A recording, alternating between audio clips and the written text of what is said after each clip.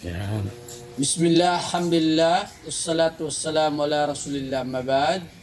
Assalamualaikum warahmatullahi ta'ala wabarakatuh. Sa hadith na isinalaysay ni Abu Hurairah radhiyallahu anhu, sinabi ni Propeta Muhammad sallallahu alaihi wasallam, ako at ang nag-aalaga sa ulilang bata ay magkakasama sa paraiso tulad ng mga daliri ng dalawang kamay. Sahih Muslim. Ang hadith na ito ay nagpapakita ng napakagandang gantimpala para sa sinumang na nag-aalaga o magtutok ng pangangalaga sa mga ulilang bata.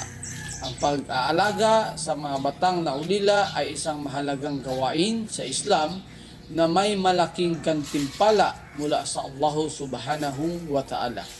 Ang mga ulilang bata, lalo na ang mga walang magulang, ay nangangailangan ng tulong at gabay.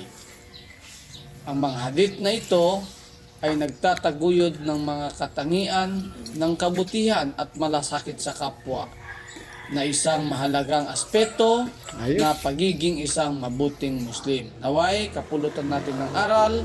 Assalamualaikum warahmatullahi ta'ala wabarakatuh.